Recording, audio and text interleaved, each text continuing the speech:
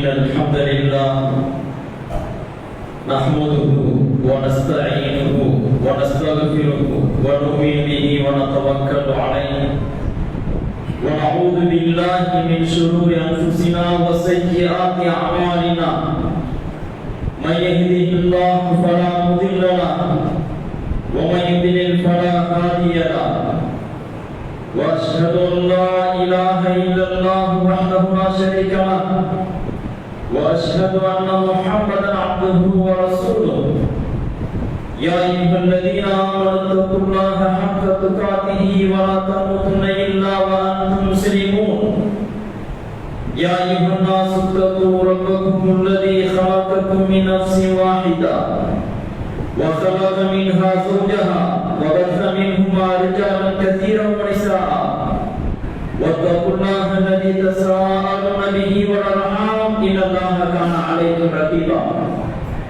يا أيها الذين آمنوا اتقوا الله وقولوا قولا سديدا يصلح لكم أعمالكم ويغفر لكم ذنوبكم ومن يطع الله ورسوله فقد فاز فوزا عظيما أما بعد فإن أصدق الحديث كتاب الله وخير الهدي هدي محمد صلى الله عليه وسلم وشر الأمور محدثاتها وكل محدثة بدعة وكل بدعة ضلالة وكل ضلالة في النار.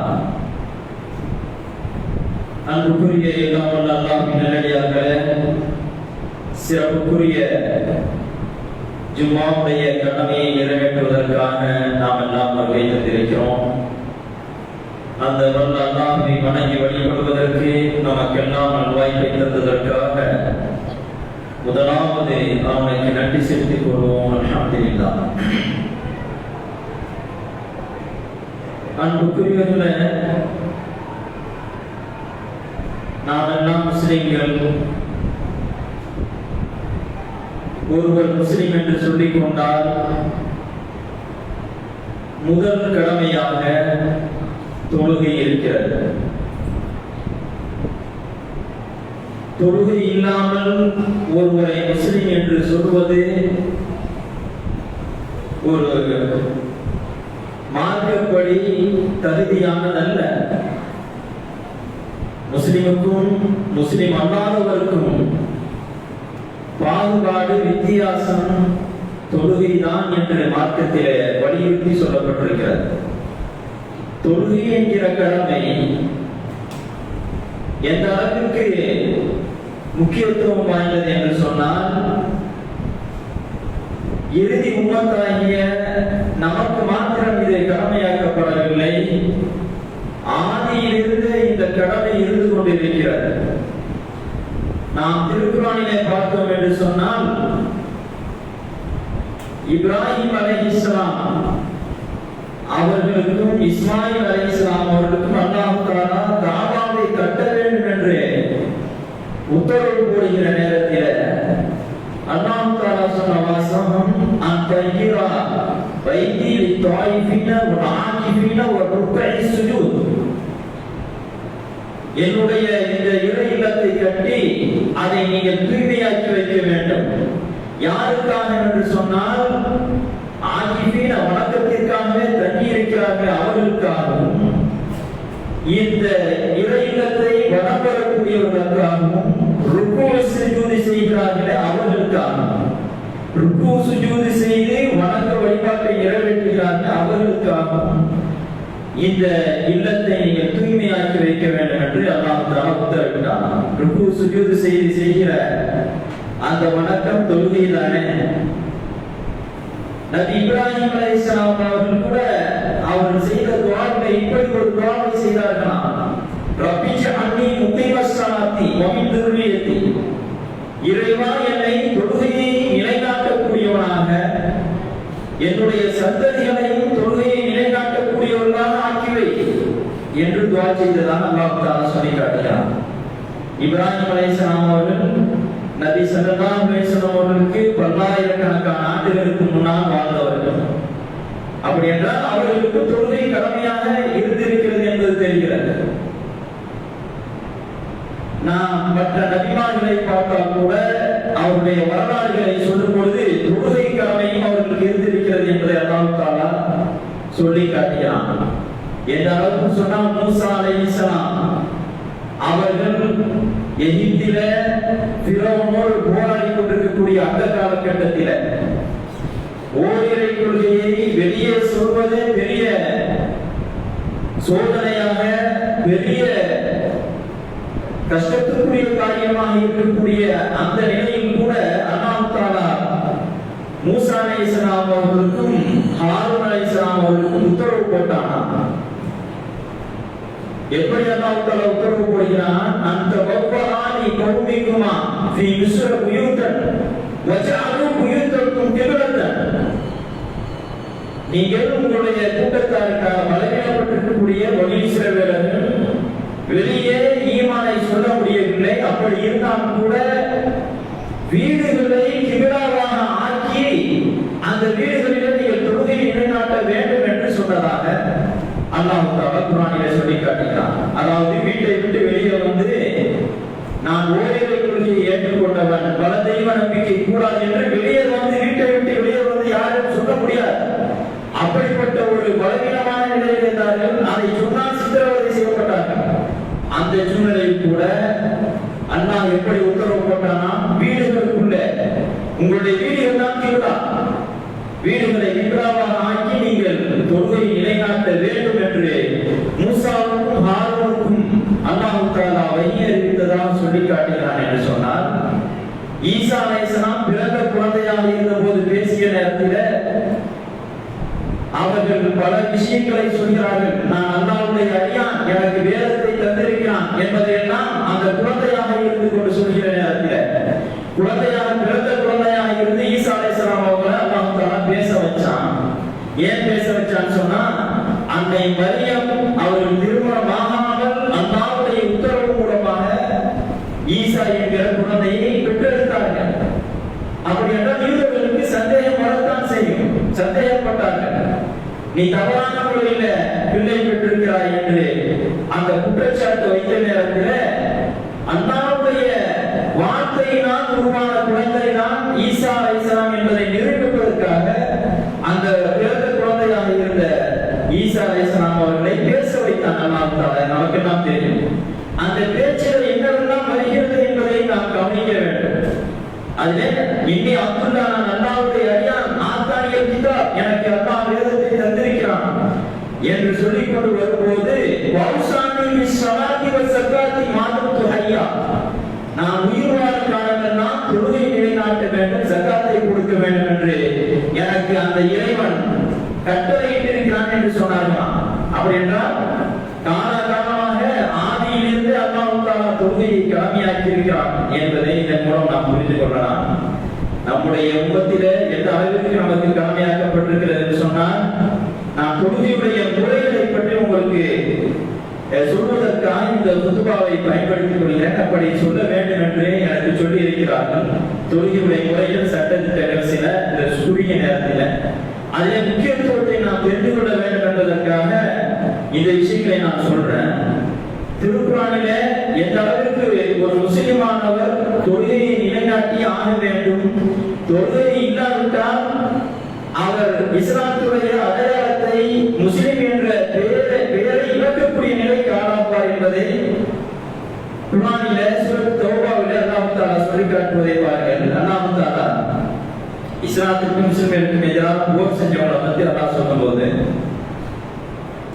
அவர்கள் எல்லாம் திருந்தினார். அல்லாஹ் தஆலா சொல்றான், அவங்க திருந்தி முஸ்லிம்களாக ஆகிட்டா அவங்கள நீங்க அவங்க மேல நீங்க போர் தொடுக்க வேண்டாம், அவங்கள தாக்க வேண்டாம். அல்லாஹ் தஆலா சொல்றான். சூரத் தௌபா ஆரம்பத்தில் நீங்க பாத்தீங்கன்னா 9வது சூரா, இஸ்லாத்திற்கு எதிராக கடுமையாக போர் செய்தவர்கள், முஸ்லிம்களை கொன்றவர்களை எல்லாம் நீங்களும் தாக்குங்கள் என்று சொல்லக்கூடிய வசனங்கள் இருக்குது. அந்த வசனங்களை சொன்ன அல்லாஹ் அதுல தொடர்ச்சியா சொன்னான், உங்களுக்கு எதிராக நிறைய பேர் முஸ்லிம்களை நிறைய பேர் கொன்றார்கள் இல்லையா, வீணாக உங்கள் மீது போர் தொடுத்தார்கள் இல்லையா, அவர்கள் எல்லாம் திருந்தினார், அவர்களை அவர்களுடைய வழியிலே விட்டு விடுங்கள் என்று சொல்றான். அவங்க திருந்திட்டா அவங்க மேல நீங்க போர் தொடுக்க வேண்டாம், அவங்களை தாக்க வேண்டாம் சொல்லி முஸ்லிம்களுக்கு அல்லாஹ் தஆலா சொல்றான். அந்த சொல்லும்போது எப்படி சொல்றாங்க நீங்க பார்க்கணும். ஃபைதாமு வகாமு ஸலாத வாது ஸகாத ஃபஹல்லு சபீலா. அவர்கள் திருந்தி தௌபா செய்து தொழுகையை நிலைநாட்டி ஜகாத் கொடுத்தால் நீங்கள் அவர்களுடைய பாதையில அவர்களை விட்டு விடுங்கள். அவர் மீது தாக்குதல் நடத்தாதீர்கள். அண்ணா எப்படி சொல்லியிருக்கேன், அவர் திருந்தி விட்டார், அதாவது திருந்தி நாயகா சொல்லிட்டா அவங்க மேல நீங்க தாக்குதல் நடத்தாதீங்கன்னு சொல்லியிருக்கேன். ஆனா அப்படி அல்லாஹ் சொல்றார், திருந்தி நாயகா சொல்லி திருந்தி தொழுகை நிலைநாட்டி ஜகாத் கொடுத்தால் அவர்களை நீங்கள் தாக்காதீர்கள் அப்படின்னு அல்லாஹ் சொல்றார். அப்போ திரும்பி நாயகா மட்டும் சொல்லிட்டு இருந்தா என்ன செய்யலாம்னு தெரியுது, நாம அவங்களை தாக்கலாம்னு தெரியுது. அப்ப எந்த அளவுக்கு அல்லாஹ் ஒரு முஸ்லிமுடைய தவிர்க்க முடியாத ஒரு அடையாளமாக தொழுகை அல்லாஹ் சொல்கிறான் அப்படிங்கிறத நாம எல்லாம் கவனத்தில் கொள்ள வேண்டும். இப்படி எல்லாம் குர்ஆனிலும் ஹதீஸிலும் தொழுகை வலியுறுத்தப்பட்டிருக்கும் கூட நம்முடைய சகோதரர் பல பேர் எங்களை முக்கியத்துவம் தெரியாம தொழுகையில அலட்சியமாக இருக்கிறாங்க. தொழுகையை ஒரு முஸ்லிம் என்று சொன்னால் எந்த ஒரு 5 நேர தொழுகை, ஒரு நேர தொழுகை கூட விடுவதற்கு, நேரம் தவறி தொழுவதற்கு அனுமதியே கிடையாது என்பதுதான் மார்க்கத்துடைய நிலைப்பாடு. அதனுடைய முக்கியத்துவத்தை நாம் இன்னும் நிறைய சொல்லலாம். இப்போது அந்த தொழுகையுடைய சட்ட திட்டங்கள் சில முக்கியமானவை. ஏன்னா நிறைய மார்க்கத்தோடு தொடர்புள்ளவர்கள், மார்க்க பிரச்சாரம் செய்யக்கூடியவர்கள் கூட மார்க்க சமுதாய விஷயங்கள்ல முன்னுக்குள் இருக்கக்கூடிய தொகுதியெல்லாம் நடத்தக்கூடியவர் கூட மார்க்கத்துடைய இந்த தொழுகையுடைய சட்டத்தில் முக்கியமான விஷயங்கள் கூட தெரியாமல் இருக்கிறார். அன்புக்குரிய தொழுகை என்று நாம் பார்த்தால் தொழுகையுடைய செயல்பாடுகளில் ஷர்த்துகள் என்று சில விஷயங்கள் இருக்கிறது, ஃபர்துகள் என்று சில விஷயங்கள் இருக்கிறது. ஷர்த் என்று சொன்னால் நிபந்தனைகள், ஃபர்து என்று சொன்னால் கடமைகள், அதை தாண்டி சுன்னத்துகள் என்று இருக்கிறது. ஷர்த்து நிபந்தனை என்று சொன்னால் என்ன, தொழுவதற்கு முன்னால் அது அவசியம், அதெல்லாம் இல்லாமல் தொழுகைக்குள்ள நுழைய முடியாது. என்ன உதாரணத்துக்கு சுத்தம், மார்க்கம் தொழுகைக்காக எந்த விதமான சுத்தம் வேண்டும் என்று சொல்கிறதோ அந்த சுத்தம் தொழுகைக்கு நுழைவதற்கு முன்னால் இருந்தாக வேண்டும். அதுபோல அவ்வளத்தை மறைத்திருக்க வேண்டும். ஆண்கள் தொப்புளில் இருந்து முழங்கால் வரை மறைப்பது கட்டாய கடமை. முழுமையாக மறைப்பது சிறப்பு, குறைவாகத்தான் இருக்கிறது என்று சொன்னால் உடை தொப்புளில் இருந்து முழங்கால் வரை கட்டாயமாக மறைத்தாக வேண்டும். பெண்ணை பொறுத்தவரை முழுமையாக மறைக்க வேண்டும். முகத்தையும் 2 முன்கையும் தவிர முழுமையாக மறைக்க வேண்டும். இதுவெல்லாம் ஷர்த்திலே கிப்லாவை நோக்க வேண்டும். இதுவெல்லாம் அதுபோல தொழுகைக்குரிய நேரம் வந்திருக்க வேண்டும். இதெல்லாம் தொழுகையுடைய ஷர்த்திலே நிபந்தனைகள் வருகிறது. இது இல்லாமல், இந்த விஷயங்கள் இல்லாமல் தொழுகைக்குள்ளே நுழைய முடியாது. இதான் ஷர்த்துக்கு வேண்டும். ஃபர்துகள் என்று சொன்னால் தொழுகையிலே நுழைவதிலிருந்து முடிக்கிற வரை உள்ள காரியங்களே முக்கியமானவை, வலியுறுத்தி சொல்லப்பட்டவை. அவையெல்லாம் தொழுகையுடைய ஃபர்துகள். உதாரணமாக தொழுகையிலே இருப்பது, ஃபாத்திஹா சூரா ஓதுவது, ருக்கு செய்வது, சுஜூத் செய்வது போன்றவையெல்லாம் ஃபர்துகள். இந்த ஷர்த்துகள்ல சுத்தம் என்பது ஒரு முக்கியமான ஷர்த்தா இருக்குது. சுத்தம் இல்லாமல் தொழுகை இல்லை. ஒருவர் தூய்மை இல்லாமல் தொழுதால் அந்த தொழுகை அல்லாஹ் தஆலா ஏற்றுக்கொள்ள மாட்டான் என்று ரசூலுல்லாஹி ஸல்லல்லாஹு அலைஹி வஸல்லம் அவர்கள் ஹதீஸிலே சொன்னார்கள். இங்கே தூய்மை என்று ரசூலுல்லாஹி ஸல்லல்லாஹு அலைஹி வஸல்லம் அவர்கள் சொல்வது தொழுகை, உளு செய்வது. உளு செய்திருக்க வேண்டும். குளிப்பு கடமையாக இருந்தால் குளித்திருக்க வேண்டும். உளு செய்யாமல் தொழுதால் அந்த தொழுகை கூடாது. உளு செய்வது என்பது நமக்கெல்லாம் தெரியும், நாம் எல்லோரும் உளு செய்கிறோம். இதுல சின்ன அலட்சியத்தினால் கூட தொழுகை கூடாமல் போகும். எந்த அளவுக்கு சொன்னா, ஒளி செய்கிற நேரத்துல நம்ம நிறைய பேர், பல பேர் கால் கழுவும் போது காலுடைய பிற்பகுதிகள் எல்லாம் தண்ணீர் பட்டிருக்காங்க கவனிக்கிறது இல்லை. பல பேர் அவசரத்துல நபி ஸல்லல்லாஹு அலைஹி வஸல்லம் அவர்கள் இருக்கும்போது ஒரு பயணத்துல அவங்க போயிட்டு இருக்கும்போது ஒரு இடத்துல தொழுகை நேரம் வந்தோடனே அவசரமாக மக்கள் எல்லாம் ஒளி செய்யறாங்க. அப்படி அவசரமா ஒளிச்சிற நேரத்துல அவசரமா கழுவிட்டு போகும்போது சில பேருடைய கால்களை பார்த்தாங்க. புதியான சின்ன பகுதி, சிறு பகுதி தண்ணீர் படாமல் இருக்குது. அப்படி தண்ணீர் படாமல் இருக்கிறத பார்த்த உடனே ரசூலுல்லாஹி ஸல்லல்லாஹு அலைஹி வஸல்லம் சொன்னாங்க, வயலுடன் ஆக்கா, சில குதிகால்களுக்கு நாசம் உண்டாகும் என்று சொன்னாங்களாம். சில குதிகால்களுக்கு நாசம் உண்டாகும் என்று சொன்னா, சிறு பகுதிதான் நனையல, அவங்க அவசரத்துல கவனிக்கல. அப்படி இருந்தால் கூட ரசூலுல்லாஹி ஸல்லல்லாஹு அலைஹி வஸல்லம் அந்த தூய்மை முழுமையாக இருக்க வேண்டும், முழு என்பது முழுமையாக இருக்க வேண்டும் என்று ரசூலுல்லாஹி ஸல்லல்லாஹு அலைஹி வஸல்லம் எச்சரிக்கையாக சொன்னாங்க. அது மாதிரி நாம சுத்தம்னு சொல்லும்போது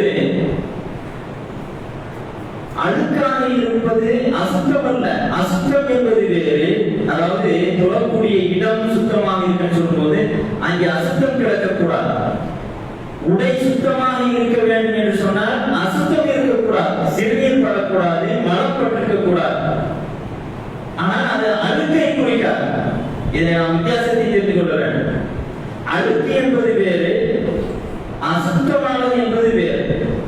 அழுக்கான ஆடையாக இருந்தால் தொழுதால் தொழுகை கூடும். ஆனால் அசுத்தப்பட்டு இருந்தால் தொழுதால் அந்த தொழுகை கூடாது. அழுக்கான ஆடையோடு தொழலாமா என்றால் தொழலாம். ஆனால் நம்மால் அது அழுக்கு இல்லாத ஆடை அப்போது அணிய முடியும் என்று சொன்னால் அழுக்கில்லாத ஆடையோடு வருவதுதான் நல்லது. புது சீனத்திற்கு எந்த புள்ளி மஸ்ஜினி, ஒவ்வொரு தொழும் இடத்திலும் உங்களுடைய அலங்காரங்களை எடுத்துக் கொள்ளுங்கள் என்று அல்லாஹ் தஆலா சொல்கிறான். இந்த அலங்காரங்கள் என்பது ஆடைகளை தான் சொல்கிறான் என்று ஹதீஸ்களிலே விளக்கம் சொல்லப்பட்டிருக்கிறது. அந்த அடிப்படையில தொழும்போது நம்முடைய ஆடைகளை நாம் சுத்தமாக வைத்திருக்க வேண்டும். அழுக்கு இல்லாமல் சுத்தமாக இருப்பதும் விரும்பத்தக்கது. ஆனால் அழுக்கு சில பேர் சொன்னா வேலை செய்யும் போது அழுக்கு வர்ற மாதிரி வேலை இருக்குது, அதனால அழுக்கு இருக்கிறனாலேயே தொழக்கூடாதுன்னு நினைக்கிறாங்க. அப்படி கிடையாது. அசுத்தம் பெற்றிருந்தால்தான் தொழக்கூடாது, தொழுகை செல்லாமல் போகும். அழுக்கு இருந்தால் தொழுகை கூடும். ஆனால் நம்மால் அந்த உடையை தவிர்க்க முடிஞ்சா தவிர்த்துக் கொள்ள வேண்டும். இதை நாம் தெரிந்து கொள்ள வேண்டும். அடுத்து தொழுகையுடைய பருந்துகள் இருக்கிறது. அந்த பருந்துகள் கட்டாயமாக, பருந்து என்று சொன்னால் கட்டாயமாக செய்ய வேண்டும்.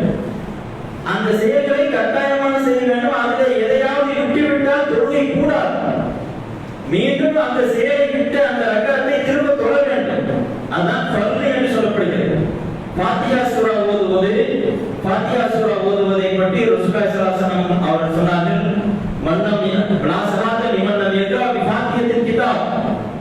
சூரத்துல் ஃபாத்திஹாவை ஓதாதவருக்கு தொழுகை இல்லை என்று சொன்னார்கள். தொழுகை நிறைவேற வேண்டும் என்று சொன்னால் ஃபாத்திஹா சூரா ஓதி இருக்க வேண்டும். அதுபோல ருக்கு சுஜூதுகள்லாம் நிறைவேற்றி ஆக வேண்டும். மறந்துவிட்டு இந்த மாதிரி காரியங்களை மறந்துவிட்டு விட்டா சில பேர் என்ன நினைக்கிறாங்கன்னு சொன்னா, ஒரு ருக்குவை மறந்து விட்டுட்டா அந்த தொழுகைக்கு பின்னாடி கடைசி நாம சஜ்தா சஹூ பண்ணிக்கலாம் அப்படின்னு நினைச்சிருக்காங்க. அதுவும் மார்க்க விஷயங்கள் நிறைய பேசக்கூடியவங்க, சமுதாய சேவை செய்யக்கூடியவர்கள், இஸ்லாமிய பணிகளில் முன்னுக்கு இருக்கக்கூடிய ஒருத்தர் இந்த மாதிரி தான் தொழுகையில் எப்படி மறந்ததாம். ஒரு சஜிதாவை 2 சஜிதா செஞ்சாங்க. ஒரு சஜிதாவை செய்ததோடு முடிச்சுட்டு எந்திரிச்சு அடுத்த ரக்காத்தெல்லாம் தொழுகை முடிச்சுட்டு அது ஞாபகம் வந்தனால, அது சுட்டி காட்டப்பட்டதுனால கடைசியில என்ன பண்ணாங்கன்னா சஜிதா சஹூ பண்ணாங்க. எப்படி அது சரியாகும்? தொழுகைக்குள்ள இருக்கக்கூடிய கட்டாய கடமையாக இருக்கக்கூடிய ஃபர்லான விஷயங்களை விட்டால் அதை செய்துதான் ஆக வேண்டும். அதை விட்டு போகும்போதே நமக்கு மறந்து போச்சு, ஞாபகம் வந்தா உடனே செஞ்சிடணும். அல்லது அதை விட்டு போய் அடுத்தடுத்த ரக்காத்துகள் தொழும்போதுதான் ஞாபகம் வருதுன்னு சொன்னா அந்த ரக்காத்து செல்லாதே மீண்டும் அந்த ரக்காத்தை முழுமையாக தொழுவணும். இதை தெரியாம ஃபர்லை விட்டு விட்டால் கூட சஜ்தா சஹூ கடைசியில செய்யலாம் என்று நினைச்சிருக்காங்க. அப்படி செயல்படுத்தி இருக்காங்க சில பேரு. அது கூடாது. ஒரு ஃபர்லான காரியங்கள் என்று சொன்னால் சூரத்துல் ஃபாத்திஹா ஓதுவது, தொழுகையில நிலையில இருப்பது, நியத்து செய்வது, ருக்கு செய்வது, 2 சஜிதாக்கள் செய்வது, அத்தஹியாத்திலே இருந்து அத்தஹியாத் ஓதுவது, இதெல்லாம் ஃபர்லான காரியங்கள். இதுல எதையாவது விட்டா அந்த தொழுகை செல்லாது. கடைசியில சஜ்தா சஹூ எல்லாம் செய்ய முடியாது. சஜ்தா சஹூ செய்யறதுக்கு சில காரியங்கள் இருக்கிறது, ஃபர்லை விட முக்கியத்துவம் குறைந்த காரியங்கள். அந்த மாதிரியான காரியங்கள் விட்டு போகும்போது சஜ்தா சஹூ செய்யலாம். அப்போ பரலான காரியங்கள் என்று சொன்னால் அதை விட்டுவிட்டால் தொழுகை கூடாது. சஜிதா சஹு செஞ்சால் செல்லாது. அந்த ரகத்தை திரும்ப தொழ வேண்டும். அது மாதிரி அல்ஹம்து சூரா ஓதுவதை ரசூலுல்லாஹி ஸல்லல்லாஹு அலைஹி வஸல்லம் அவர்கள் கட்டாய கடமையாக்கி இருக்கிறார்கள். அல்ஹம்து சூராவை இமாமுக்கு பிறகு ஓதுவதை பற்றி பல பேருக்கு பலவிதமான கருத்துக்கள் இருக்கிறது அறிஞர்களுக்கு மத்தியிலேயே. என்னன்னு சொன்னா சில அறிஞர்கள் இமாமை பின்பற்றினாலே அது எந்த விதமான தொழுகையாக இருந்தாலும் சரி, இமாம் சத்தமாக ஓதினாலும் சரி அல்லது சத்தம் இல்லாமல் மௌனமாக ஓதினாலும் சரி, பின்னால் இருக்கக்கூடியவர் அல்ஹம்து சூரா ஓதவே வேண்டியதில்லை என்று சொல்கிறார்கள். சில பேர் இமாம் சத்தமாக ஓதினாலும் சத்தமாக ஓதாவிட்டாலும் பின்னால் என்று தொழுபவர் பின்பற்றி தொழுபவர் அல்ஹம்து சூராவை ஓதித்தான் ஆக வேண்டும் என்று சொல்கிறார்கள். பலவிதமான ஆதாரங்கள் இரண்டு விதமாக புரிந்து கொள்வதற்கும் பலவிதமான செய்திகள் இருக்கிறது. ஆனா நாம பார்த்தோம் சொன்னா நன்றாக துல்லியமாக கவனிச்சு பார்த்தா இமாம் சத்தமாக ஓதும்போது நாம் கேட்க வேண்டும். இமாம் சத்தமாக ஓதுகிறார் என்று சொன்னால் அதை நாம் கேட்க வேண்டும் என்பதை வலியுறுத்தக்கூடிய ஆயத்தில் இருக்கிறது. குர்ஆன் ஓதப்பட்டால் அதை காதாழ்த்தி கேளுங்கள், வாய் மூடி மௌனமாக இருங்கள் என்று சொல்லக்கூடிய வசனம் தொழுகைக்கு முக்கியமான தொழுகைக்கு பொருந்தும். அந்த அடிப்படையில் இமாம் சத்தமாக ஓதினால் இமாம் சத்தமாக ஓதுவதை நாம் கேட்பதே போதுமானது. ஹதீஸ்களிலே வருகிறது, ரசூலுல்லாஹி ஸல்லல்லாஹு அலைஹி வஸல்லம் அவர்கள் ஒரு தடவை எனக்கு பின்னால் நீங்கள் ஓதுவது எனக்கு இடையூறாக இருக்கிறது, நான் தொழுகையின் போது ஓதுறது என்று சொல்லும்போது சஹாபி சொல்றாங்க, ரசூலுல்லாஹி ஸல்லல்லாஹு அலைஹி வஸல்லம் இப்படி சொன்னதுக்கு அப்புறம் பின்னால் ஓதுவதை நிறுத்திக் கொண்டார்கள், மக்கள் நிறுத்திக் கொண்டார்கள் என்று ஹதீஸ்களில் வருகிறது. அப்போ அல்ஹம்து சூராவாக இருந்தாலும் இமாம் சத்தமாக ஓதுவதை நாம் கேட்போம் என்று சொன்னால் நாம் ஓத வேண்டியது இல்லை என்பதுதான் சரியான நடைமுறை. அந்த நடைமுறையை தான் குர்ஆன் ஹதீஸை பின்பற்றக்கூடிய பெரும்பான்மையான அறிஞர்கள் சொல்கிறார்கள் அப்படிங்கிறத நாம தெரிஞ்சுக்கிறோம். அது மாதிரி ஃபர்து இல்லாத காரியம், முக்கியமான காரியங்களை நாம் விட்டால் சஜிதா சஹு செய்தால் போதுமானது அப்படின்னு சொன்னேன். அது மாதிரியான விஷயம் என்னன்னு சொன்னா 4 ரக்காத் தொழுகைகள் அல்லது 3 ரக்காத் தொழுகையில நடு அத்தஹியாத் இருப்பது ஒரு முக்கியமான சுன்னத். அந்த முக்கியமான சுன்னத்தை விடுபட்டு போனால் மறந்துட்டு 2 ரக்காத் முடியும் போது நடு அத்தஹியாத் இருக்காமல் எந்திரிச்சிட்டான், எந்திரிக்கும் போது பாதி எந்திரிக்கும் போது நினைவுக்கு வந்தா உட்கார்ந்து இருக்கான். ஆனால் முழுமையாக எந்திரிச்சு நின்றுட்டா உட்கார வேண்டியதில்லை. குறிப்பா முழுமையாக எந்திரிச்சு நின்று அந்த 3வது ரக்காத்துடைய சூரத்துல் ஃபாத்திஹா ஓத ஆரம்பிச்சா உட்காரவே கூடாது. ஏன்னா நம்ம ஒரு ஃபர்துக்கு போயிட்டோம், திரும்ப ஒரு சுன்னத்துக்கு வர வேண்டியதில்லை. அப்ப என்ன செய்யலாம் சொன்னா, இந்த நடு அத்தஹியாத்துங்கிறது ஒரு ருக்னில ஃபர்து இல்லை அப்படிங்கிறதுனால அதை விட்டதுக்காக பின்னாடி நாம கடைசியில சலாம் கொடுக்கிறதுக்கு முன்னாடி சஜ்தா சஹு செய்தால் போதுமானது. பாதியில எந்திரிச்சிட்டு இருக்கும் போதே ஞாபகம் வந்தா உட்கார்ந்து நடு அத்தஹியாத் வரலாம். முழுமையா எந்திரிச்சிட்டா அதை அப்படியே விட்டுட்டு கடைசியில நாம சஜ்தா சஹு செய்தால் போதுமானது அப்படிங்கிறதான் நபி ஸல்லல்லாஹு அலைஹி வஸல்லம் அவர்கள் நமக்கு காட்டி தந்த தொழுகையுடைய சட்டங்கள்ல முக்கியமான விஷயம். அது மாதிரி இந்த தொழுகையில சில சலுகைகள் நமக்கு வழங்கப்பட்டிருக்கு. தொழுகையாளிகளாக இருப்பவர்கள் இந்த சலுகைகளை பயன்படுத்திக்கலாம். சில பேர் சிரமப்படுத்திக்கிறாங்க. என்னன்னு சொன்னா, பிரயாணத்தில் இருக்கும் போது தொழுகையை சுருக்கி தொழுவதற்கு மார்க்கத்திலே அனுமதி கொடுக்கப்பட்டிருக்கிறது. 4 ரக்காத்து தொழுகைகளை 2 ரக்காத்துகளாக தொழுது கொள்ளலாம் என்பது நபி ஸல்லல்லாஹு அலைஹி வஸல்லம் அவர்கள் நமக்கு சொன்னது. அதை நடைமுறைப்படுத்தி காட்டியிருக்கிறார்கள். குர்ஆனில் அல்லாஹ் தஆலா அதற்கான அனுமதியை தருகிறார். வைதா தரக்கும் ஃபில் அர்தி ஃபலைஸ அலைக்கும் ஜுனாஹ் அன் தக்ஸுரு மினஸ் ஸலாத்தி. நீங்கள் பூமியிலே பிரயாணம் சென்றால் தொழுகையை சுருக்கிக் கொள்வது உங்கள் மீது குற்றமில்லை என்று அல்லாஹ் தஆலா சொல்கிறார். எதிரிகளால் உங்களுக்கு பாதிப்பு ஏற்படும் என்று இருந்தால் தொழுகைகளை சுருக்கிக் கொள்வது உங்கள் மீது குற்றமில்லை என்றுதான் இந்த வசனத்தில் அல்லாஹ் தஆலா சொல்றான். ஆனா நபி ஸல்லல்லாஹு அலைஹி வஸல்லம் அவங்க இதை பத்தி சொல்லும் பொழுது எதிரிகளுடைய பயம் இருந்தால், அதாவது போருக்கு போகும்போது மட்டும் இந்த தொழுகையை சுருக்கிக் கொள்ளலாம் அப்படிங்கிற கருத்துல இந்த வசனம் இருக்குது. ஆனால் அல்லாஹ் தஆலா முழுமையாகவே பிரயாணத்திலே நாம் சுருக்கி தொழலாம் என்று அனுமதி கொடுத்திருக்கிறான். அல்லாஹ் தஆலா நமக்கு கொடுத்திருக்கக்கூடிய சலுகை, இதை நாம் பயன்படுத்திக் கொள்ள வேண்டும் என்று சொன்னார்கள். ஆக எந்த விதமான பயணமாக இருந்தாலும் கூட நாம் தொழுகையை சுருக்கி தொழலாம். அதாவது 4 ரக்அத் தொழுகைகளை 2 ரக்அத்களாக சுருக்கி தொழலாம். 2 ரக்அத் தொழுகை ஃபஜ்ரையோ அல்லது மக்ரிபையோ சுருக்கி தொழ முடியாது. 4 ரக்அத் தொழுகைகளை சுருக்கி தொழலாம். அது எவ்வளவு தூரம் நாம் பிரயாணம் சென்றால் சுருக்கி தொழலாம் அப்படிங்கிறதுல நபி ஸல்லல்லாஹு அலைஹி வஸல்லம் அவருடைய அந்த பிரயாண தூரத்தை பழைய கணக்கிலே சொல்லப்படும் போது அதை கணக்கிடுற நேரத்தில் அறிஞர்களுக்கு மத்தியில தூரத்தை பற்றிய வித்தியாசமான கூற்றுகள் இருக்கு. சில பேர் 25 கிலோமீட்டர் சொன்னாங்க, சில பேர் 33 கிலோமீட்டர் சொல்றாங்க, சில பேர் 81 கிலோமீட்டர் என்று சொல்றாங்க. நாம பார்த்தோம் சொன்னா 81 கிலோமீட்டர்ங்கிறது நிறைய அறிஞர்கள் சொல்லக்கூடிய ஒரு கருத்தாக இருக்கிறது. அது மாதிரி 81 கிலோமீட்டர்ங்கிறது அதிகப்படியாக இருக்கிறதுனால அது அதிகப்படியாக இருக்கிறதை நாம் எடுத்துக்கொள்வது ஒரு பேணுதலாகவும் அமையும்.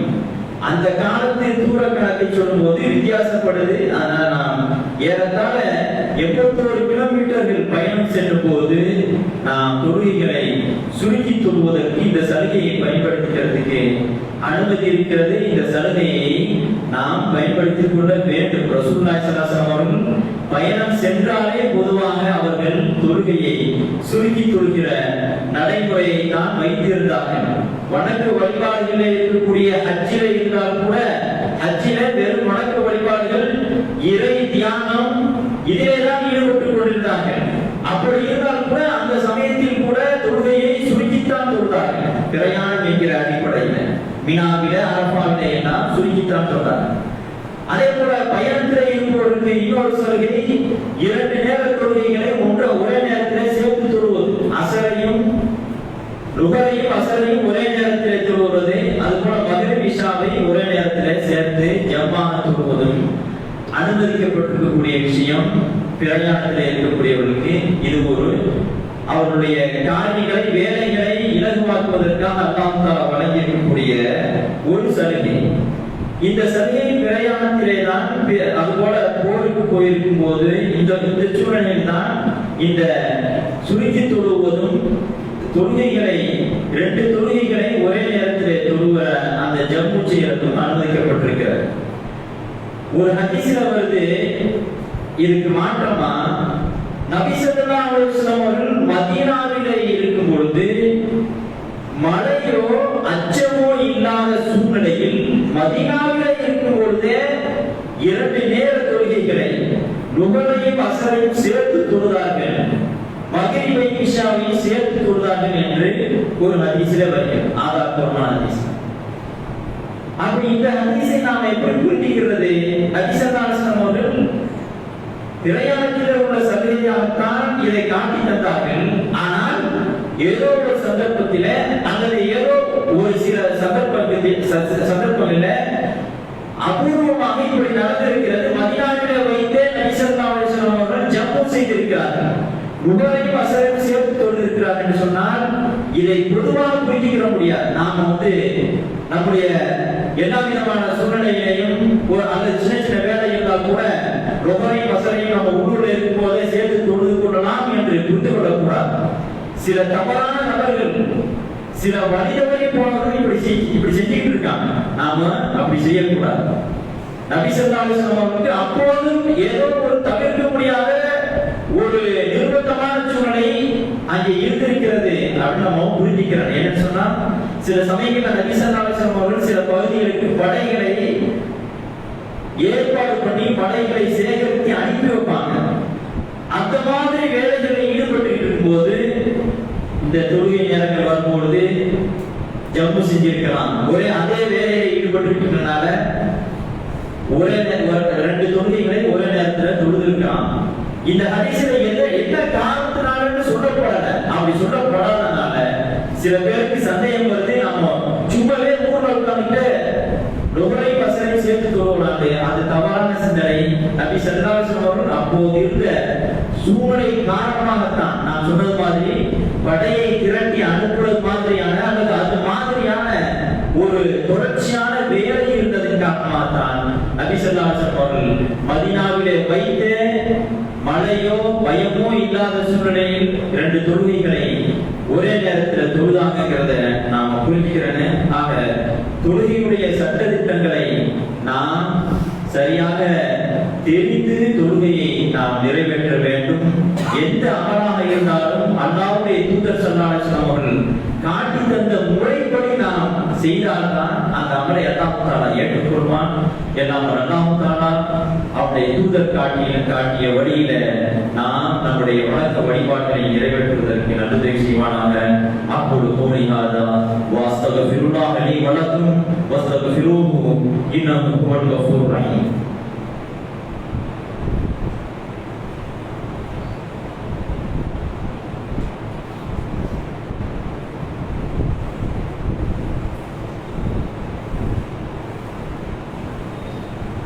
அல்ஹம்துலில்லாஹி ரப்பில் ஆலமீன் வஸ்ஸலாத்து வஸ்ஸலாமு அலா சய்யிதினா முஹம்மதின் வ அலா ஆலிஹி வஸஹ்பிஹி அஜ்மஈன்.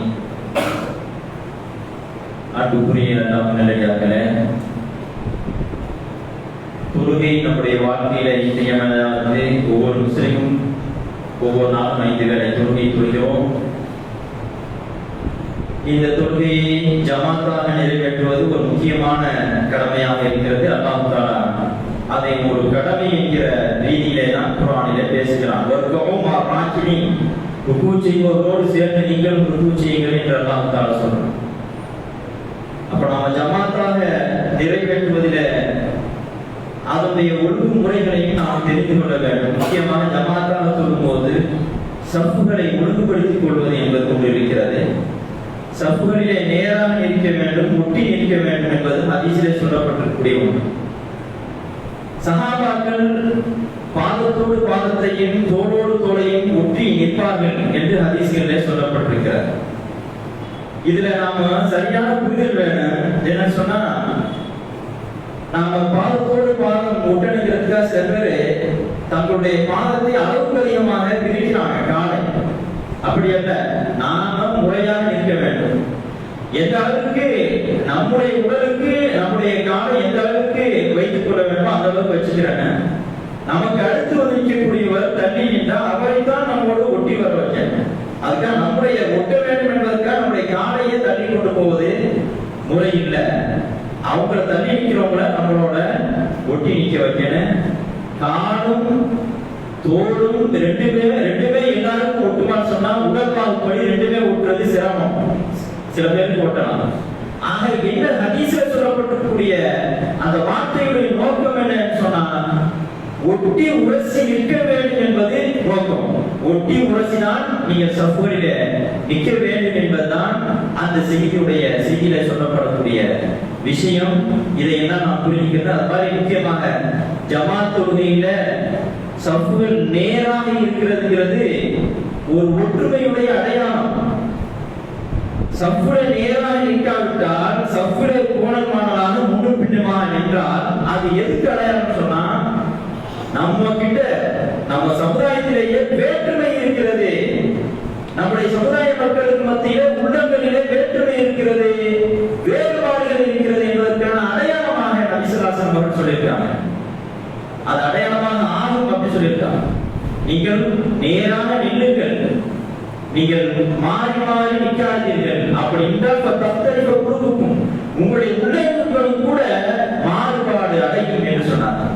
உள்ளங்களில் கூட அந்த வேறுபாடு வந்துவிடும். அப்படி என்றால் நாம் ஒவ்வொருவரும் ஒட்டி உரசி சரியாக சரி சமமாக நேராக நிற்பது என்பது நாம் எல்லாம் ஒற்றுமையாக இருக்கிறோம், உள்ளம் கூட ஒற்றுமையாக இருப்பதற்கும் ஒன்றுபடுவதற்குமான ஒரு வழியாக இருக்கிறது.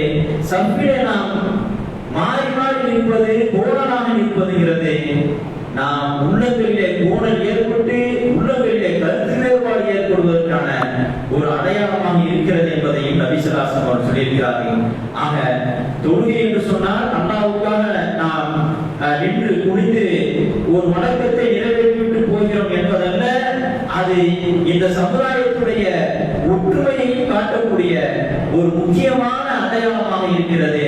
அந்த அடையாளத்தை நாம் கியாமத் நாள் வரை நம்முடைய சமுதாயத்திலே உள்ள ஒவ்வொரு முஸ்லிமும் நிறைவேற்ற வேண்டும். நபி ஸல்லல்லாஹு அலைஹி வஸல்லம் அவர்கள் மரணிக்கக்கூடிய நேரத்தில் கூட அஸ்ஸலாத்து வமா மலக்கத் ஐமானுக்கும், தொழுகையை நிலைநாட்டுங்கள், உங்களிடத்திலே அடிமைகளாக இருக்கக்கூடியவர்களை முறையாக பராமரித்துக் கொள்ளுங்கள் என்று சொன்னார்களாம்.